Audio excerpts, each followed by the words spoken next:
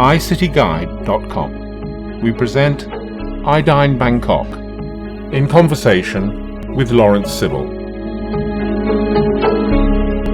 While still in his youth, Australian chef David Thompson came to Thailand on holiday, fell in love with the people, the food and the country, and embarked on his journey to discover the history that has influenced the evolution of Thai food. His second nahm has recently opened at the Metropolitan, Bangkok.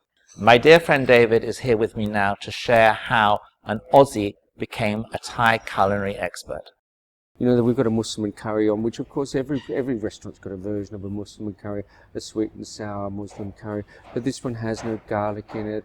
It has cumin seed in it. It's very old, and you can feel the ancientness of that dish and of its taste. The rot krom krom, as they would say, the roundedness that gives a depth and dimension that suggests its venerable age. And you know, the way that they cook it, instead of actually deep frying the onions and potatoes, they don't even put potatoes into the curry. They bury some large, or it's not large, some small pickling onions. They call them horm kak in Thai, into the charcoal to roast them until they become nice and smoky. The chicken, well, we're using some good chicken that's deep fried in order to hold it together. But it's cooked with such an elegant simplicity in which they add some pineapple juice and some Asian citron juice instead of using the bay-like leaves called bai grawan in Thai. They suggest using clove leaves, for instance, and they propose using perhaps almonds if you don't wish to use peanuts, or lotus seeds if you wanted to, and even propose putting in raisins or sultanas. Now, that could well be a 19th century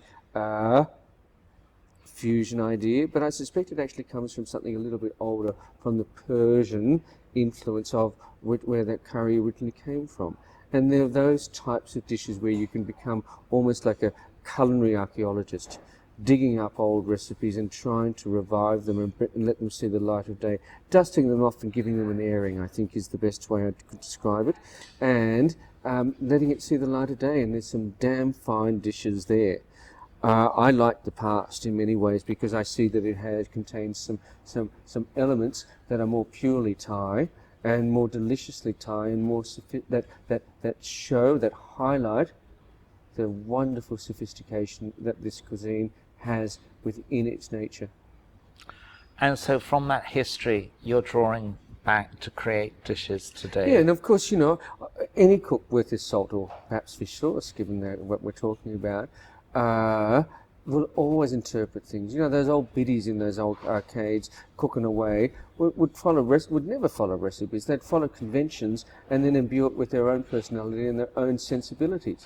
Hey, that's what any cook does, no matter what cuisine it is, and I'm just merely doing exactly that. Of course I want to express it in my own way, and that's why authenticity is such a multifarious beast, and one that has so many facets. It's hard to know what the reflection is, what the reality is, and where the glint finishes and where the shine begins, because it's reflected and refracted in each person's personality and in their upbringing, in their culture, and also in their skill and their taste too. So you have so many different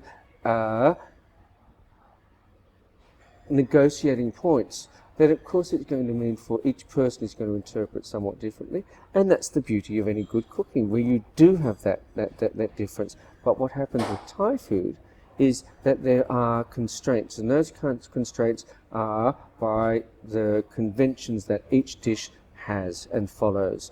For instance, a Muslim curry must be quite thick, it must have a degree of oiliness, it must be slightly sweet, it must be a little tart, it must be salty, it must be slightly smoky, and it's usually made from chicken, or older ones from beef, or indeed from duck, or even some older, more Muslim-like birds like partridge or pheasant maybe.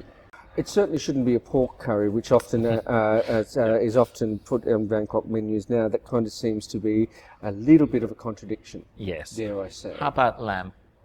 I think I think lamb or goat is fitting, but only if it were a really southern version of a Muslim curry, not a Central Plains one, where mutton or lamb, mutton dressed as lamb is rarely dressed up as a Muslim curry, because it's unpalatable to the Central Plains Thais, whereas mutton down south is certainly well used and could well be a very successful Muslim curry, and it's fitting, although rather uncommon. And I'd balk at putting lamb on here unless it were a really, really southern version, and then I wouldn't think it would be popular because most Thais don't enjoy eating lamb. And predominant, so you are mainly aiming at Central Plains? No, not necessarily. I mean, we have some southern curries on, I have some northern ones and northeastern ones, but most of the Muslim and the dominant region of Thailand, I think, is the Central Plains. It's the most affluent. It's the one that the government is trying to create a stamp upon the whole of Thailand as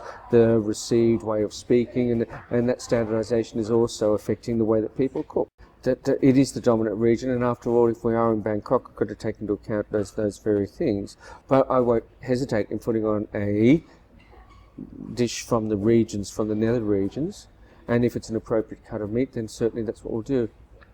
When it comes to wine with Thai food, what's your take? The big problem with eating wine with Thai food, I think you can match some Thai dishes with wines happily and easily.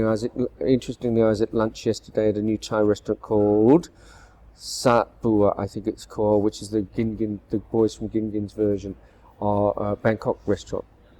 And one of the geniuses of Henrik, who's one of the owners, is his remarkable skill of matching some food with wines. And I was tasting some of the dishes that would have been difficult matches, and he managed to pull it off with some wines. So you can match dish to wine, but the problem with eating Thai food in general is that there are usually several dishes that arrive at once. And the nature of a good Thai meal, a balanced Thai meal, is an exercise in contrast. So a wine that works with one dish is going to be knocked for a six by an opposing dish that's part of the suite of the meal. So you do have that problem. Having said that, though, I think you can have some generic wines, or some generic styles. Myself, I prefer Pinot Noir and German Rieslings, but I think that's because I prefer them in any circumstance anyway.